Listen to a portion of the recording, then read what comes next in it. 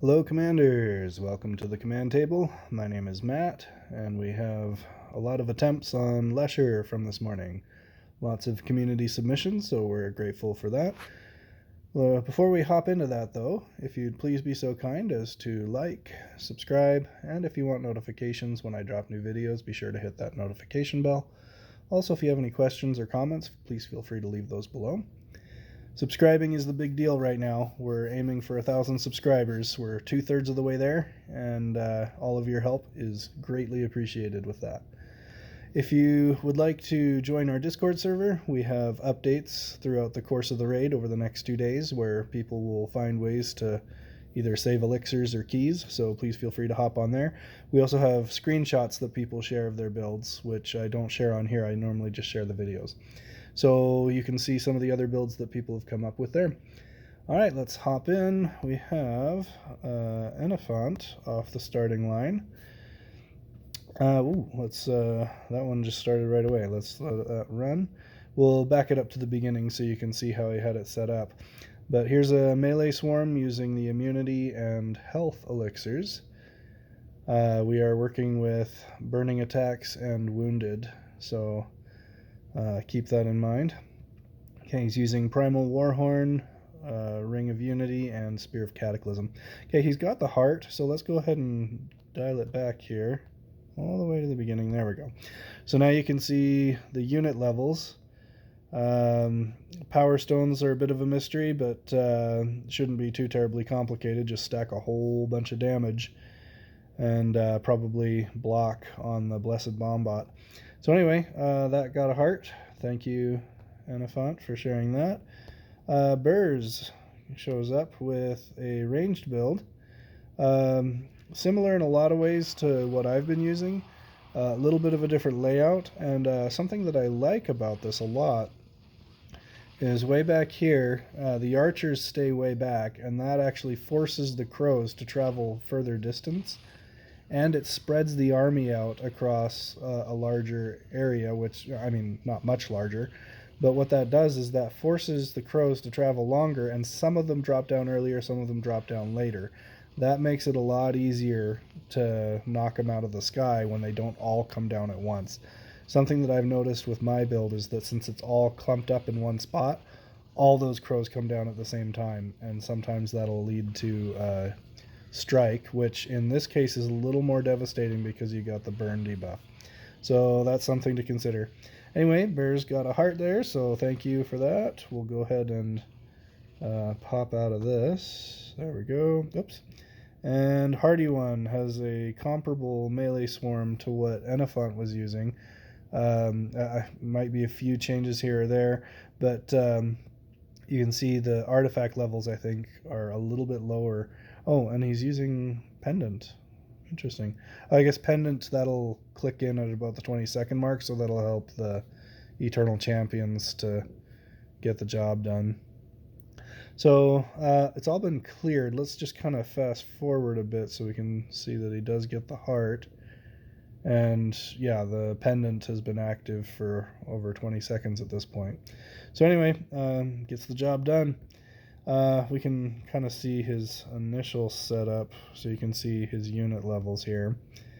Yeah, a lot lower on the unit levels, but still functional at getting the job done. And he's only using the one elixir. He's not even using the immunity elixir, which leads me to believe that he's probably got immunity power stones on a lot of these units. So that's something to bear in mind, that power stones are key for some of these builds.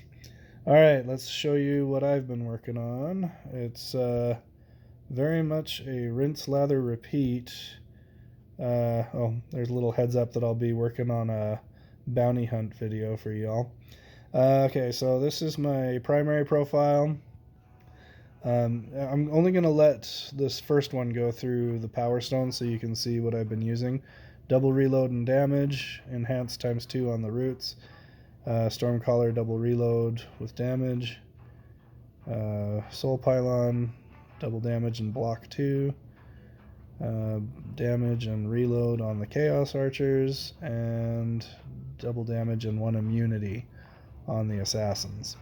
Okay, we're using the accuracy elixir. Assassins, they're designed or placed in such a way that they take out the storm color first, and then right as they're done taking them out, they're standing next to the soul pylons and they take those out. And then everything else just grinds through until all the spiders are gone, and then the soul pylon focus fires on Leshir because the crows are usually in the air, so very rarely does the soul pylon attack the crows. So there it goes. Oh, a discovery that I've made is that once you've got the heart, like once you see that catapult bolt or whatever, ballista bolt, hit the boss, and you see that heart shatter, you can end the battle and just move on.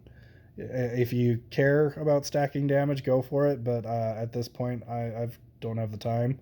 So whenever the boss health is nuked, I just end it and rinse, lather, repeat, so I can get it done sooner.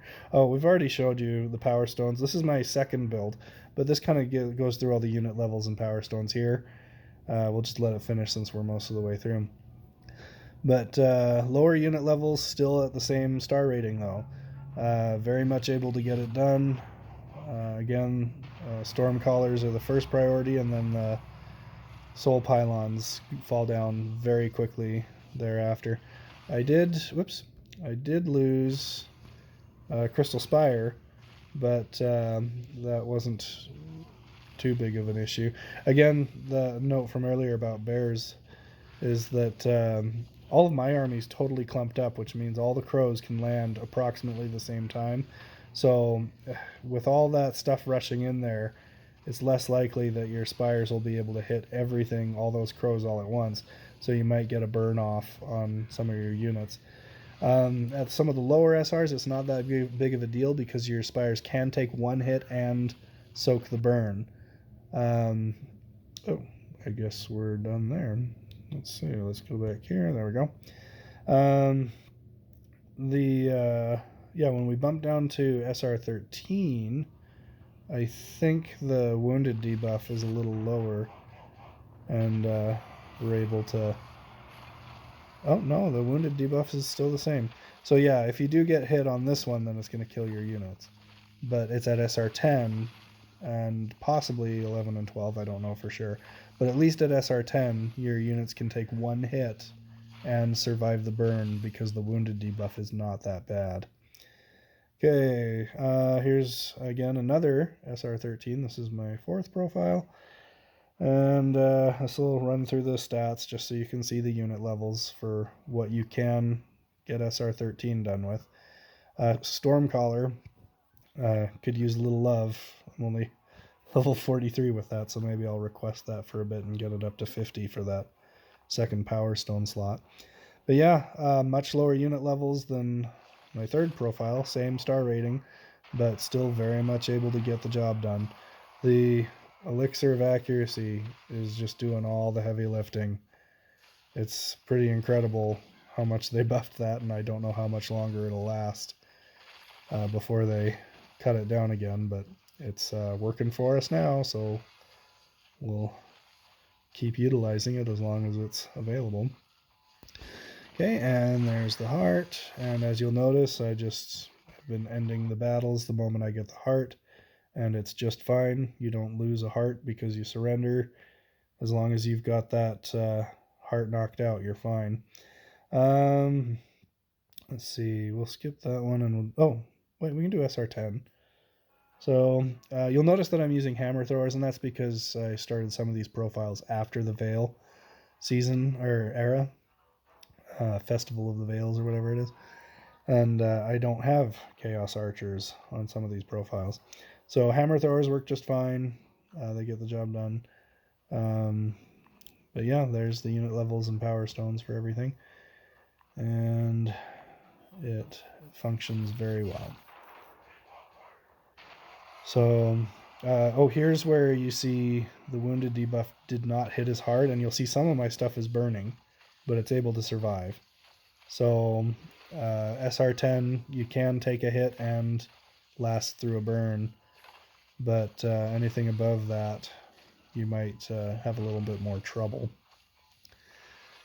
So pretty much got this one on lockdown. Soul Pylon takes care of any stray life stones, and good game.